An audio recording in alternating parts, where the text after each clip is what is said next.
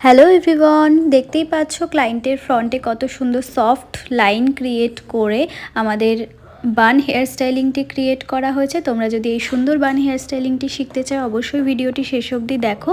ফুল ভিডিওতে কিন্তু আমি এই হেয়ার স্টাইলিংটি প্রপারলি তোমাদের দেখিয়েছি। তো যারা যারা মনে করছো দেখবে অবশ্যই ভিডিওটা শেষ অবধি দেখো, আর অবশ্যই তোমরাও ট্রাই করো তোমাদের বাড়িতে।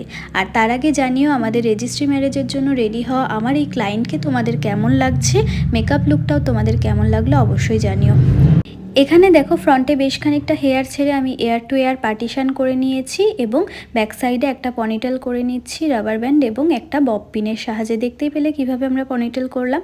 এরপরে আবার আরেকটা সরু সেকশন নিয়ে নিয়েছি এয়ার টু এয়ার, আমি পুরো সেকশনটাই একবারে নিয়ে নিয়েছি আর ব্যাক কমিং করছি। আর ব্যাক কমিংয়ের সময় দেখো আমি যেদিকে হেয়ারটা নিয়ে গেলাম কানের সাইডে সেদিকে কিন্তু আমি হাতটা একটু সাইড করে নিলাম এবং একটা ভলিউম ক্রিয়েট করে আমরা ব্যাক কম করে কিন্তু একটা পাফ ক্রিয়েট করে নিচ্ছি। দেখতেই পাচ্ছ এখানে কিন্তু আমি কোনো রকম কোনো স্প্রে ইউজ করিনি। আমি চেষ্টা করি আমার ক্লায়েন্টদের যতটা পসিবল স্প্রে কম ইউজ করা। এখানে দেখো সেকেন্ড আর একটা সেকশন আমি সেমভাবে নিয়ে নিলাম এয়ার টু এয়ার ভাবে। নেওয়ার পরে হালকা করে ব্যাক কমিং করে সেটাকে উল্টে দিলাম, একটা মিডিয়াম পাফ আমি ক্রিয়েট করে নিলাম। আর এই পুরো পাফটার মধ্যে কিন্তু আমি আবারও বলছি কোনো হেয়ার স্প্রে ইউজ করলাম না। বিশেষ করে ব্রাইডদের জন্য হেয়ার স্প্রে না ইউজ করলে, মানে যতটা না ইউজ করে পারা যায় আমি চেষ্টা করি ততটাই কম হেয়ার স্প্রে ইউজ করা। কেন পরপর তাদের অনেকগুলো অকেশন থাকে, তো বারবার হেয়ার স্প্রে ইউজ করলে হেয়ারটা অনেকটা হার্ড হয়ে থাকে, শ্যাম্পু করার একটা ব্যাপার থাকে। তো সেই বিষয়গুলোতে যাতে ব্রাইডদের কোনো প্রবলেম না হয় আমি চেষ্টা করি যেই হেয়ার স্টাইলিংয়ে যতটা কম হেয়ার স্প্রে ইউজ করে কাজ করা যায়। তো আমি পুরো পাফটাই কিন্তু কোনো রকম হেয়ার স্প্রে ইউজ না করে ক্রিয়েট করলাম। এরপরে চলে যাব ফ্রন্ট ভেরিয়েশনের জন্য।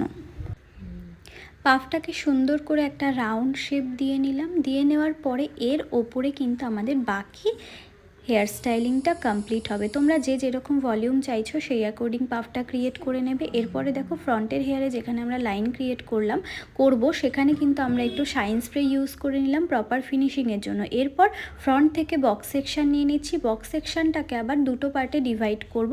দুটো পার্টে ডিভাইড করে নিলাম। ফ্রন্টের হেয়ারটাকে স্টিল ক্লিপের সাহায্যে লক করে রেখেছি। এরপরে দেখো একটা কনিক্যাল টঙের সাহায্যে আমি কার্লটা করে নিচ্ছি।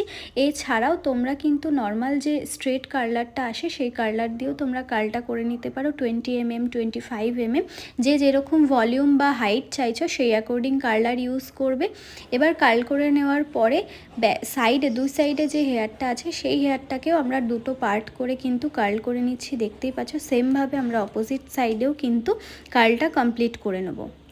বোথ সাইডে কার্ল কমপ্লিট হয়ে যাওয়ার পরে সামনে আবার বক্স সেকশানে ফিরে আসলাম। এখানে ফ্রন্টের দিকে আরেকটু বাউন্সের জন্য আমি দেখতেই পাচ্ছ কার্লারটাকে কিভাবে আমি ফ্রন্টের দিকে ঠেলে একটু ব্রাউন্স ক্রিয়েট করলাম। এরপরে হার্ড স্প্রে ইউজ করে সঙ্গে সঙ্গে তোমরা সরু সরু করে লাইন ক্রিয়েট করে নেবে দুই হাতের সাহায্যে সরু সরু করে লাইন তুলে।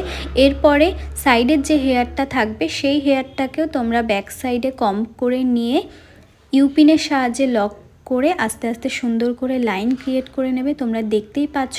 আপাতত যতদূর তোমরা ভিডিওটা দেখলে তার মধ্যে তোমরা জানিও যে তোমাদের ভিডিওটা কেমন লাগছে। আর আমাদের আপকামিং মেকআপ এবং অ্যাডভান্স হেয়ার স্টাইলিংয়ের ক্লাস কিন্তু শুরু হতে চলেছে, তাই ঝটপট স্ক্রিনে দেওয়া নাম্বারে যোগাযোগ করে তোমরা কিন্তু সমস্ত ক্লাসের ডিটেলস জেনে নিতে পারো। এই একটা ক্লাস করলেই কিন্তু তোমাদের আর কোথাও কোনো ক্লাস করতে হবে না। সমস্ত প্রোডাক্ট নলেজ, সমস্ত হেয়ারের ডিটেলস, সমস্ত মেকআপ টেকনিকের ডিটেলস সমস্তটাই এই ক্লাসে থাকবে। সঙ্গে শাড়ি ড্রাপিং, দুপাট্টা ড্রাপিং, কলকা ক্লাস পুরোটাই কিন্তু এই ক্লাসে তোমরা পেয়ে যাচ্ছ।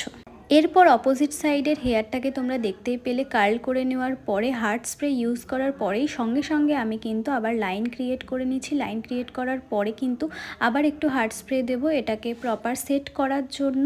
তো আমি কিন্তু এই পার্টে হার্ড স্প্রে ইউজ করছি ওপরের পার্টে, আর ভেতরে কিন্তু আমি পাফ ক্রিয়েট করার সময় কিন্তু কোনো রকম কোনো ব্যাক কমিং করিনি। এরপরে তোমরা ফিনিশিংয়ের জন্য যদি দেখো কোথাও একটু আপ ডাউন ফিল হচ্ছে বা কিছু, সেটাকে টেলকমের ব্যাক সাইড দিয়ে যেভাবে আমি টানলাম সেইভাবে কিন্তু তোমরা লক মানে জিনিসটাকে সেট করতে পারো, একটা রাউন্ড শেপ দিয়ে নিতে পারো। দেখতেই পাচ্ছ কত সুন্দর সফট লাইন ক্রিয়েট হয়েছে।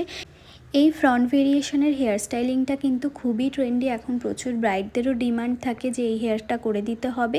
যদি তোমরা ব্রাইডের ক্ষেত্রে করে থাকো, ফ্রন্টে কিন্তু টিকলি ইউজ হয় ব্রাইডদের, তোমরা তো জানোই প্রত্যেকে।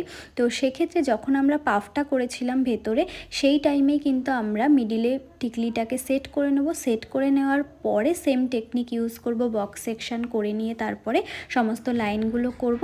তারপরে তোমাদের বোথ সাইডের হেয়ারগুলোকে ইউপিনের সাহায্যে ব্যাক সাইডে লক করে লাইন ক্রিয়েট করতে হবে। এরপরে আমরা সুন্দর করে ফ্লাওয়ার সেট করে দিচ্ছিলাম হেয়ারে, যেরকম তোমরা ভিডিওর প্রথমেই দেখতে পেয়েছিলে। তোমরা যদি ফ্লাওয়ার সেট আপেরও ভিডিও দেখতে চাও অবশ্যই আমাকে কমেন্ট করে জানিও।